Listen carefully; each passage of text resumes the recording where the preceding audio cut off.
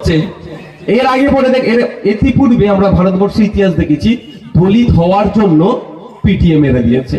কদিন আগে সাউথ ইন্ডিয়াতে দলিত বাড়ির একটা ছেলে ইঞ্জিনিয়ারিং পড়াশোনা করছিল, তাকে মারধর করে উচ্চবর্ণের দ্বারাই তাকে তার পিচ্ছাপ খাওয়াতে বাধ্য করেছে, শুধু দলিত হওয়ার জন্য, পিছড়ে বর্গের হিন্দু হওয়ার জন্য।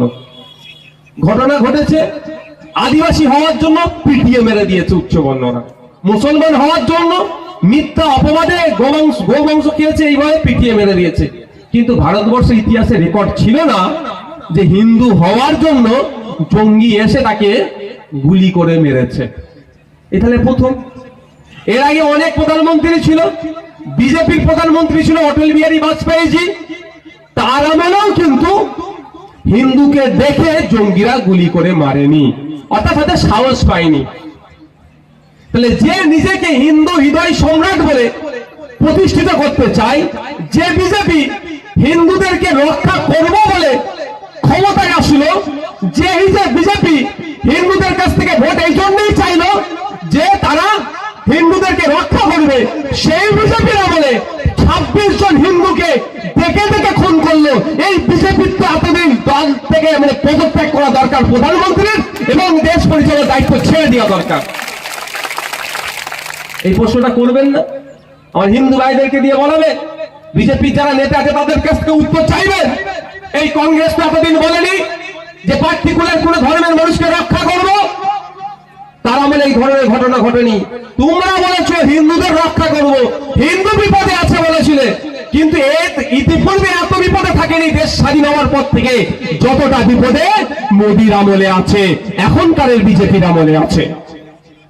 আমি বারবার বলে এসেছি, হিন্দুদের রক্ষা করবার কথা বললেও আপনার আমার এলাকার যিনি হিন্দু মানুষ আছে জিজ্ঞাসা করুন, 10 বছর আগে যার ব্যবসা যতটা ছিল এখন কলোনিতে চলে যাচ্ছে, কিন্তু বিজেপির নেতাদের ছেলেগুলো দেখুন আইসিসির টপে চলে গিয়েছে। ভালো কথা, গিয়েছে, ভারতবর্ষের একজন মানুষ, আমার অত বিরোধী নয়, কিন্তু যে জীবনে ব্যাটে বলে হাত দেয়নি সে আইসিসির চেয়ারে বসে আছে, বুঝতে হবে। তাহলে হিন্দু বিপদে বলে ক্ষমতায় আসলো, আপনার পাড়ার রাম কাকা রমেন কাকার অবস্থা দেখুন কলোনিতে চলে যাচ্ছে, আবার অন্য এক হিন্দু আইসিসি চেয়ারম্যানে পদে চলে যাচ্ছে। লাভটা কার হচ্ছে? রাজনীতি করা হিন্দুর লাভ হচ্ছে, আর ভোটার হিন্দুর ক্ষতি হচ্ছে। 2011 সালে দিদিমণি আপনাকে আমাকে ভুল বুঝিয়েছিল, কি বলেছিল?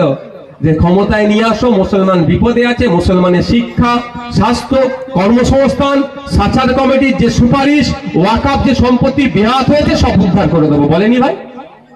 এখন কি দেখছে? উদ্ধার হয়েছে? আপনার এলাকার মুসলমান যারা আছেন এখানে বুকে হাত দিয়ে বলুন তো, 2011 সালে যে জায়গায় ছিলেন তার থেকে খারাপ জায়গায় না ভালো জায়গায় আছে? বলেন। খারাপ জায়গায় আছে। সব থেকে বড় খারাপ জায়গায় কি বলুন তো? আজকে হিন্দু মুসলমানের মধ্যে রেষারেষি ঢুকিয়ে দিয়েছে এই মমতা ব্যানার্জি। যেটা আগের দিনে আমরা খেতে না পেলেও এক মাথায় বসে আড্ডা মারতাম হিন্দু মুসলমান মিলে, কোনো অসুবিধা ছিল না। এখনো তো খেতে পাচ্ছি না, এখন ওই এক মাথাতে বসাটাও দূরে সরিয়ে দিয়েছে। তার অন্যতম প্রধান কারিগর হচ্ছে তৃণমূল। এই যেদিন থেকে মমতা ব্যানার্জি মাথায় ঘুমটা দিয়ে ইফতার করা শুরু করেছে, সেই দিন থেকে হিন্দু মুসলমানের মধ্যে লড়াই ঢুকিয়ে দিয়েছে।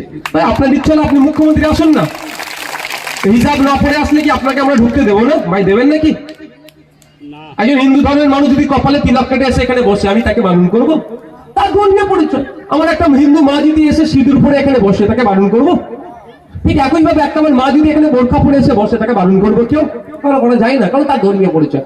কিন্তু আমাদের স্টেজে আসলে আপনাকে হিন্দু হলে আপনাকে সিঁদুর মুছে আসতে হবে, মুসলমান হলে আপনাকে বোরখা খুলে আসতে হবে, এরকম কিছু ব্যাপার আছে কি?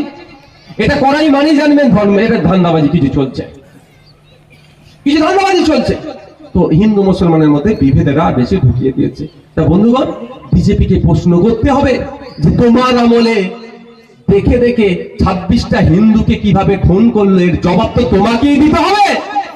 এর উত্তর না দিতে পেরে উত্তরাখণ্ডের একজন গরিব মুসলমান ভ্যান চালককে ধরে টানাটানি করছে, কোন মুসলমান চা দোকানদারকে, কোন মুসলমান রং মিস্ত্রিকে, কোন মুসলমান ভ্যান চালককে, এরা সারা ভারতবর্ষ জুড়ে ধরছে, তারপর অত্যাচার করছে। এদের ধরার প্রশ্ন দরকার ছিল দেশের প্রধানমন্ত্রীকে জিজ্ঞাসা করার, বিজেপি পার্টিকে জিজ্ঞাসা করার। এরা সেটা না পেরে গরিব মুসলমানদের উপরে অত্যাচার নামিয়ে আসছে।